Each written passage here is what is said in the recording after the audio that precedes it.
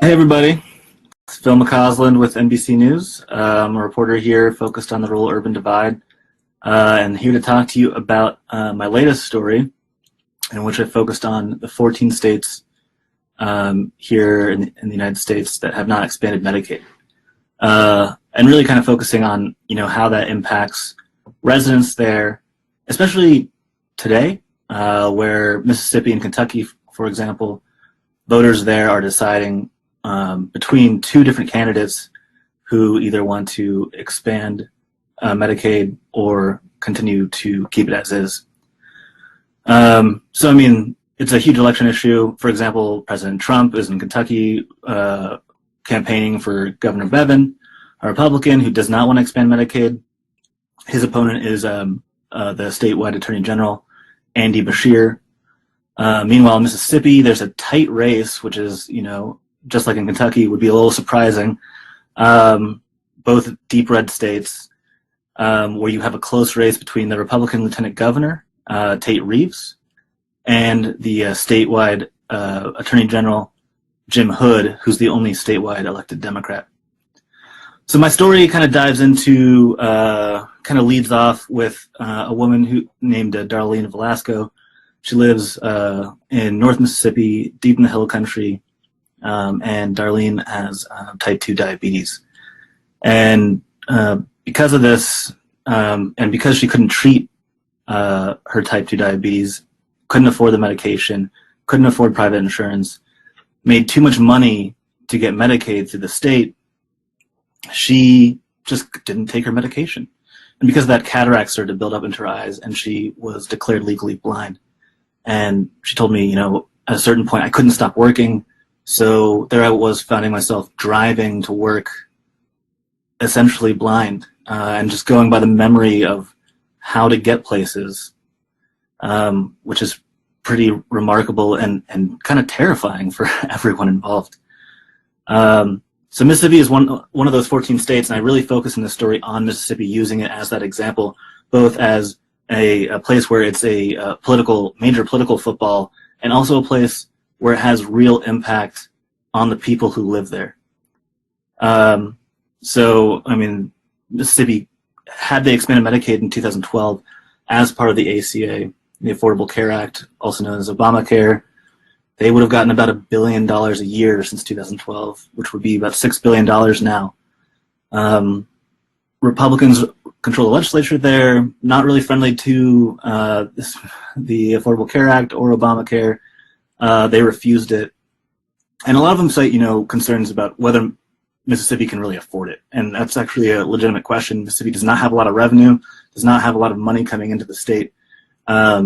So by 2020, the idea is that they would have to give a 10% match of that $1 billion, which is about $100 million.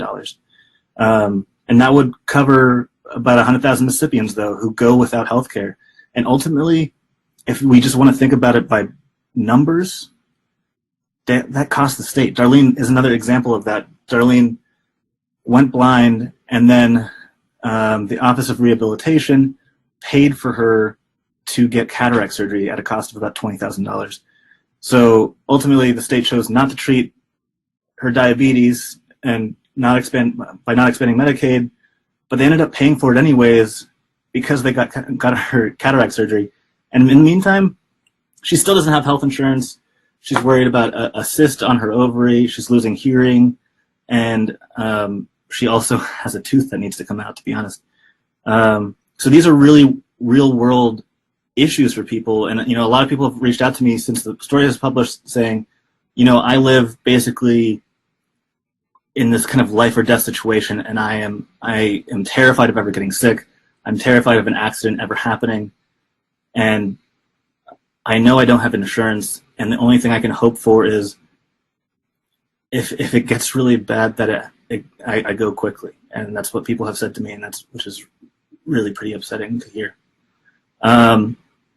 The other thing that is a problem here is that a lot of these people, and they are kind of the poorest people in these states, they are taking on huge medical debt. And that's a problem, obviously, because, we're talking about medical debt that's more than $100,000. One woman I spoke to outside of Jackson, Mississippi, she's a waitress. She tripped over a cat, broke her hip at 59. She's been a waitress her entire life.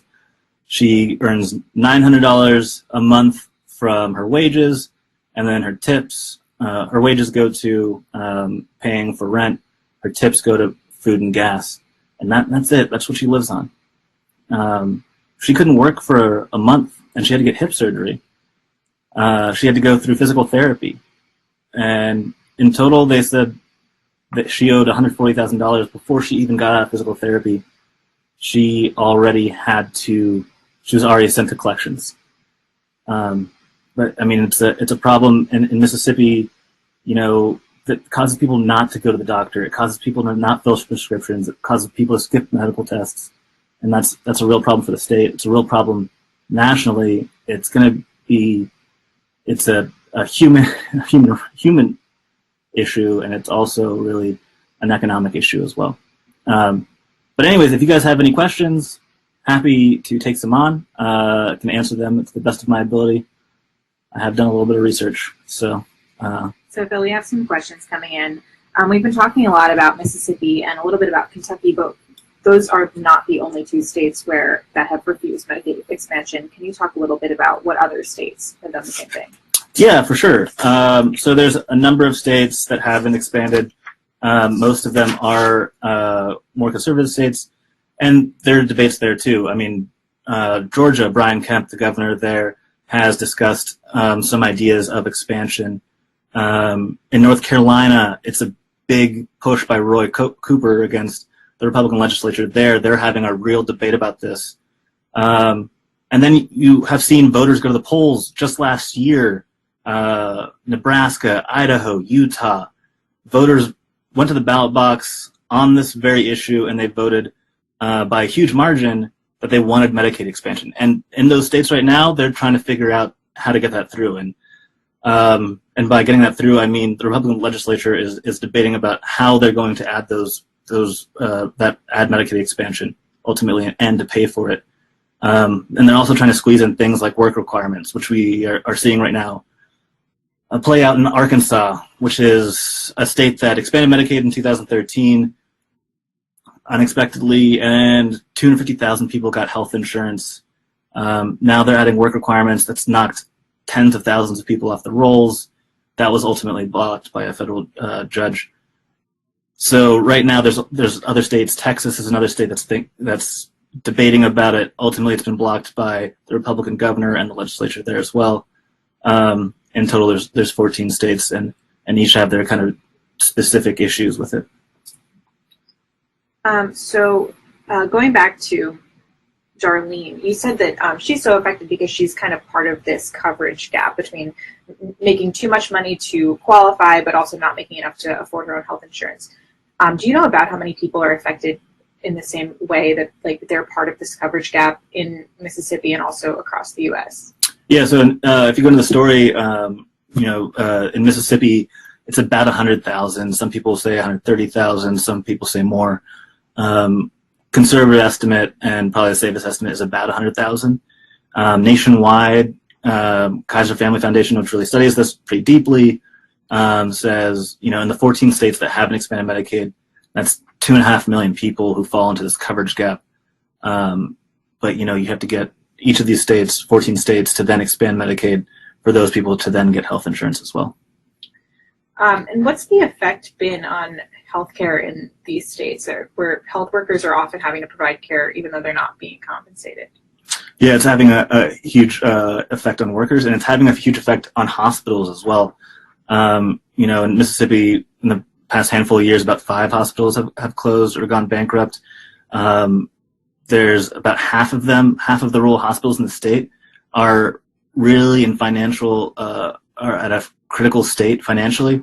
So it's really kind of a scary time, because if those hospitals go, those jobs go, those people's access to healthcare go, and you're talking about the ability to address emergency situations get worse and worse for rural folks.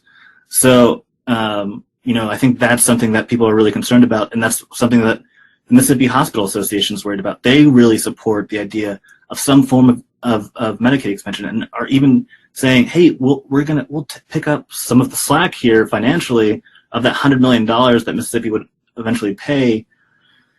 But still, it's still politics. It's still a debate. It's still who's going to win out. And I mean, it's getting a little bit more tense is what's interesting right now, is that even in the Republican Party in Mississippi, there is a greater debate about it. So Tate Reeves, the candidate right now for the Republicans for governor, he was in a pretty close primary, and his opponent, Bill Waller, who's the Chief Justice in Mississippi, or the former Chief Justice, I should say, he supported a form of Medicaid expansion, and that was really got to be a knockout, drag-out fight ultimately. And a really, really interesting race that, Reeves was the mainstay candidate, and he knocked Waller. He said, Waller is a Nancy Pelosi Democrat. He's a liberal. He's attaching him to really people who in Mississippi aren't particularly popular. Waller didn't really fight back on that, but he still only lost by single digits.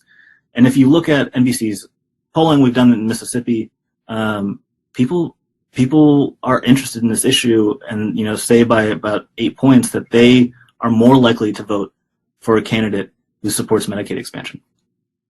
We have a lot of people in the comments talking about their own experiences in some of these states, and talking about, they live in rural areas where hospitals have closed. So just want to say that we see your comments. Just to kind of wrap up, can you just maybe give us, to use some internet speak, the TLDR on these states' reasoning for refusing the Medicaid expansion in the first place?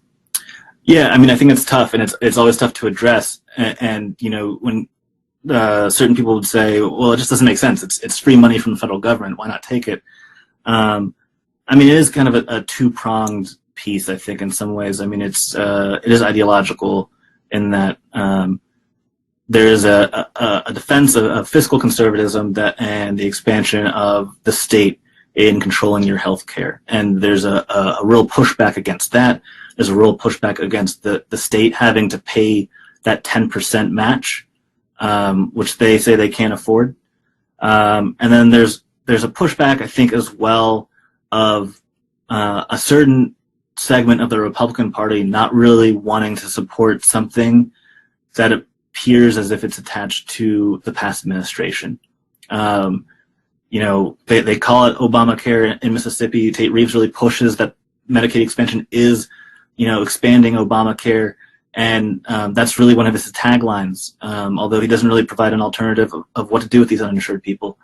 But he says we can't take, expanding Obamacare, and that is really kind of the line that's being drawn in the sand in some ways, is kind of the current administration and the conservatism that they're pushing versus the Obama administration and kind of the progressive politics of that past administration. So with that, guys, I really appreciate it. And I really appreciate your time and listening to me and reading the story. Really encourage you guys to read the story and to dive in deep. Really important issue in these states right now. Going to be an issue in Louisiana later in the month as well, where John Bel Edwards is running, who expanded Medicaid in Louisiana.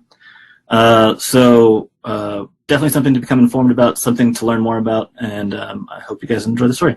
Thanks so much.